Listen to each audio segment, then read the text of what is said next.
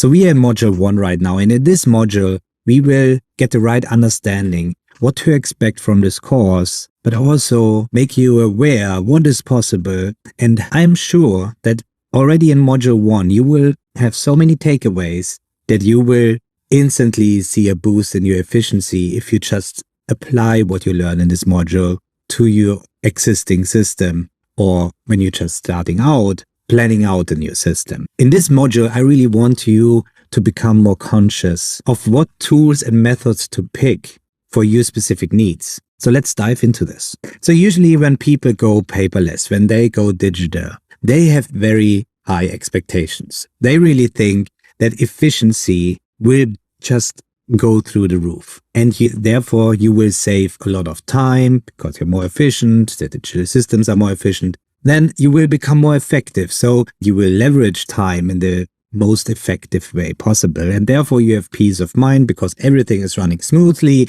everything is running as expected. And this thanks to the digital system. And then of course, the ultimate outcome is that we get even more done than we were able to get done before we went digital, and therefore we increase overall productivity.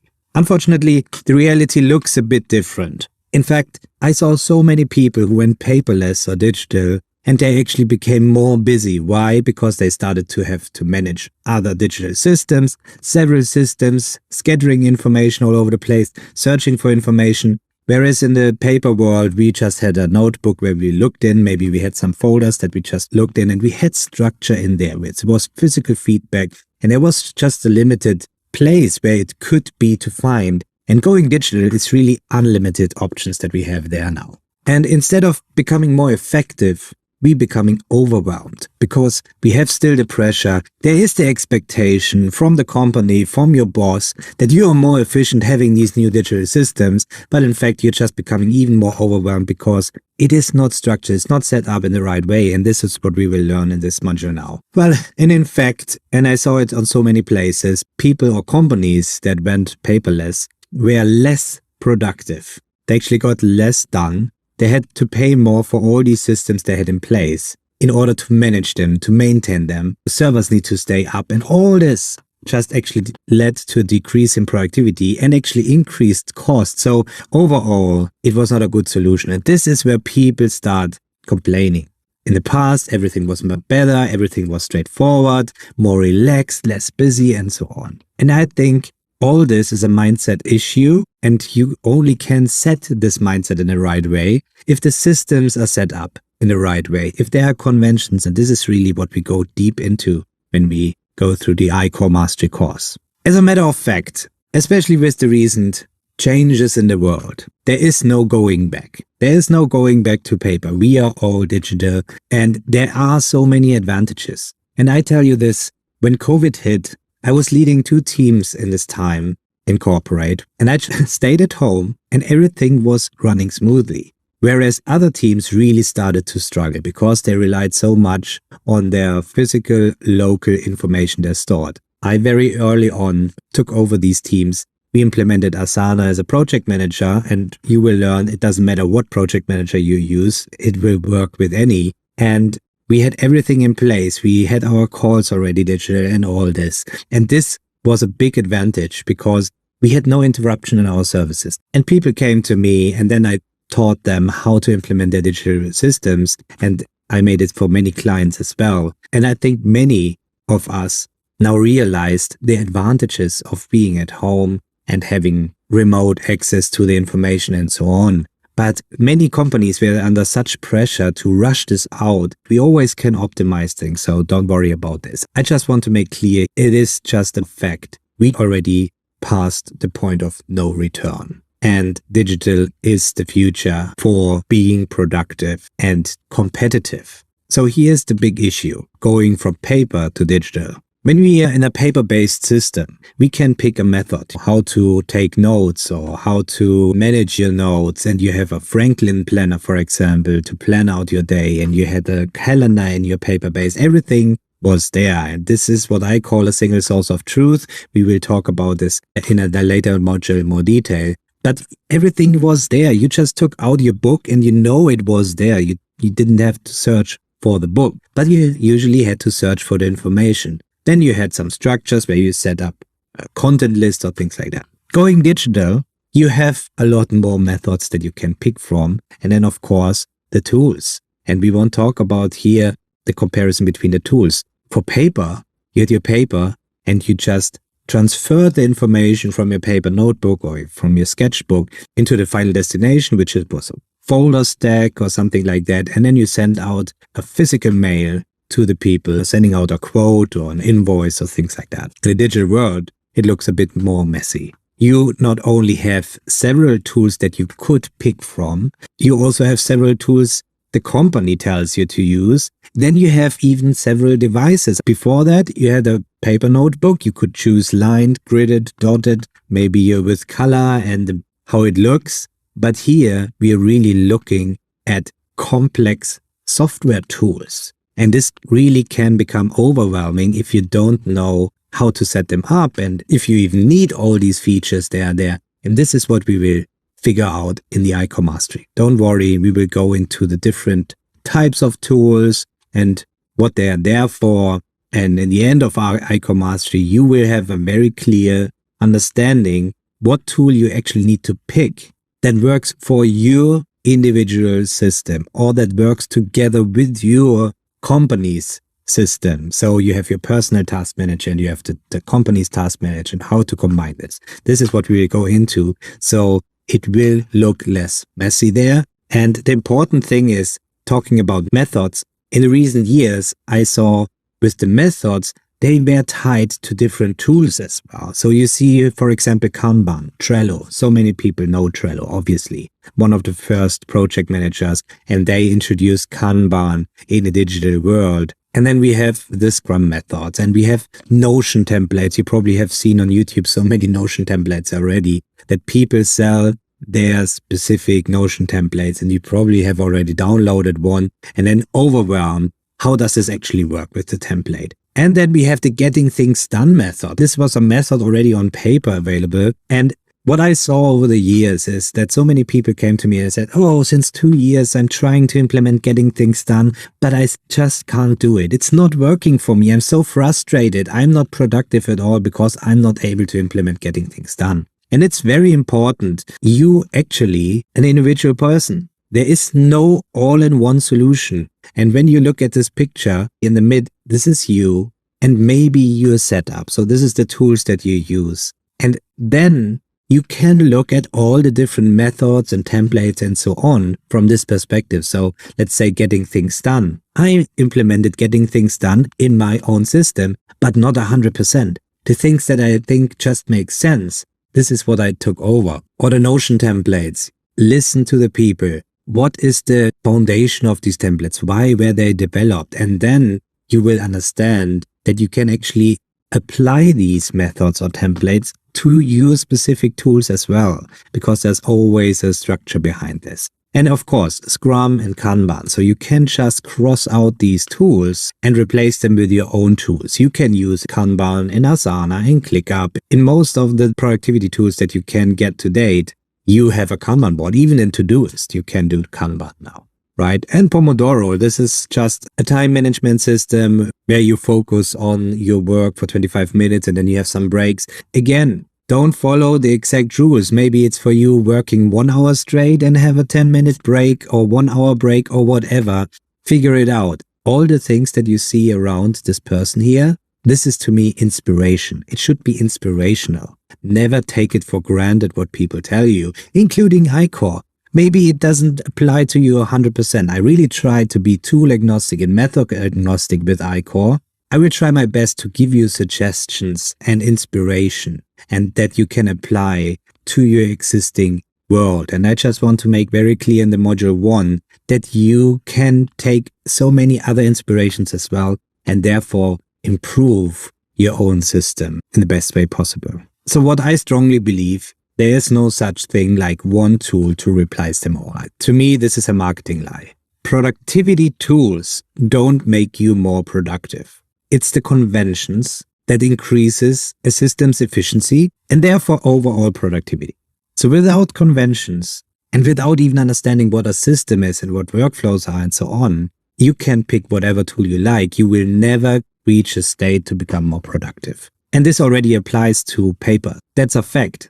Was my own life. I was on paper and I switched to the iPad and became 100% paperless in the work, but I didn't become more productive or efficient this way. As I mentioned before, it was the opposite because there were so many handwriting note-taking apps that I could pick from. And this is where I started a YouTube channel going through the different handwriting note-taking apps, talking about my experiences, what to pick and so on. But what we see already there, just by switching from a paper notebook to iPad, we already starting scattering information because our life is going on. We still sitting in this meeting need to take notes, but then we have chosen good notes to take some notes, and then I switched to Notability to take some notes, and then we are starting to scatter the information all over the place because it's not like a paper book where you can rip out the paper and just put it into another paper book and you get everything in one place. It is disconnected information. So we really need to be very conscious to pick the right tools and then stick to them. And this is one advice.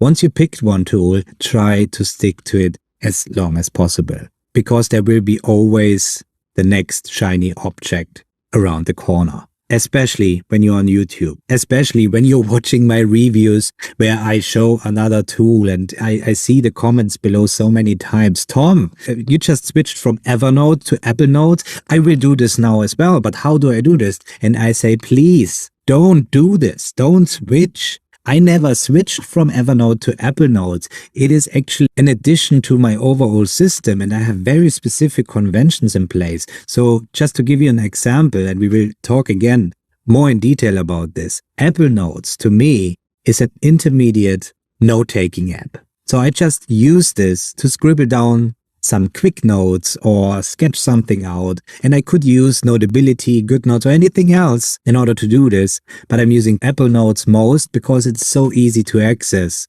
So I just tap on the iPad and I have the new note, I can write something down. Whereas using Evernote or Notion or anything like this to take notes, it is more tedious to get into the system. We will talk about single source of truth and where your final destination of information should be. It's just important to understand I want to overcome the friction to collect information, but I also want to know where it will end up later on. So shiny object syndrome is really an issue. People reach out on Twitter and ask, what's the best note-taking app? And other people answer Notion, Evernote. This is just single word answers without any context. Why do they pick Evernote? Why do they pick Notion over Evernote? Why they switched from Evernote to Notion, for example? This is all without context, and this is really dangerous. Don't listen to single-worded answers. It needs to be in context, and it needs to fit into your life, into your work-life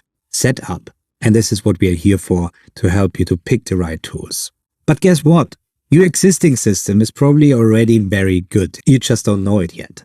So what we will do, we will get now to the fundamentals and lay out your existing system. Everybody has something in place because you get some stuff done, right? You're just not satisfied how fast you get it done, how much you get done. Maybe your boss is not satisfied, but you have something in place. And this is what we need to lay out, where we need to get a bird's eye view on. And then you very quickly will understand where the bottlenecks are and where you can optimize your system. Again, it is the conventions and definitions that you apply to your system that will make you more productive. It's never the tool. And again, it's like the shiny object syndrome. The grass is always greener on the other side. So especially when you're on YouTube, everybody seems so productive. When you watch these channels talking about productivity methods or different tools and so on, it always looks like, oh my God, they are so organized. My personal opinion is there's not one person in the world who is actually 100% productive and organized. And the system is always 100% effective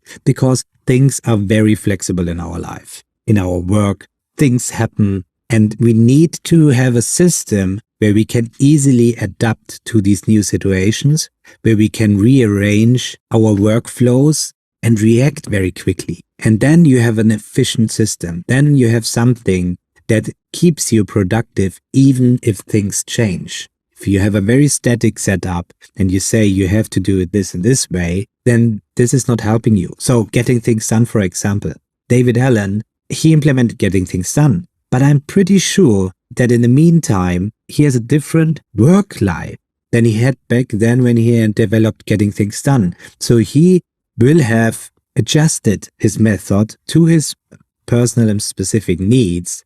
And this is what we need to do with everything. As I said before, we can take all these things for inspiration and take away the frustration. Look at your system with a clear eye. Look at your system from a bird's eye view, and then think about what tools could I pick, what methods could I pick that actually enriches the existing system and makes it more effective. Your existing system is better than you think. And Einstein said it as well. Failure is success in progress. So it's very important that you get started with something. You will only learn how to optimize when you make mistakes, when you realize the friction points. So just do something and you realize, oh, this takes too long, or this tool is not available on all my devices, so I have to always go to my desktop in order to use it, and things like this.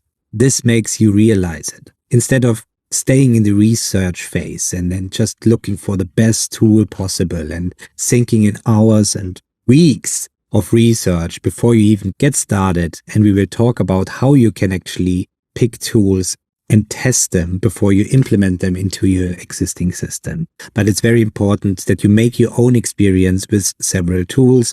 Also invest money to test them out so you really know what works best for you. And here a little warning as well, because so many one-on-one clients that I work with, very common question is, how can I automate my stuff? And ICOR, which stands for Input, Control, Output, Refine, we have refined the R in ICOR. This is the part where we talk about workflow optimization, workflow automation. This comes in the very end of our ICOR setup. We will go into detail about workflow automation and so on. Just want to give you the advice that whatever you will set up, go through this manually. Do the tasks manually. Move them from one point to another manually until you are so annoyed doing the thing every day several times that you start realizing there is one thing that I always do manually, and I would love to have this specific thing automated, and not just say I want to automate my system, because there are situations where actually automation can mess up your system. Automations can stop working. And when we make some calculations, how much time it takes for you to do this on a daily basis versus setting up the automation and the costs involved and so on, then you get, again, a different perspective on these things. But we will dive into this later. So here, just again, the definition of ICOR is a tool and method agnostic approach to build highly effective and customizable digital productivity systems that fit individual and business needs and can be easily adapted to any workflow modification. So this is the takeaway from module 1. We want to build a system that we can easily adjust and adapt to new situations in our life and in our work environment. And I'm personally here to help you to get this system set up. And whenever you have any questions, feel free to reach out to me. In each lesson, you have a comment section below where you can ask questions, or you just write directly to me. I'm here for you to improve your productivity systems efficiency.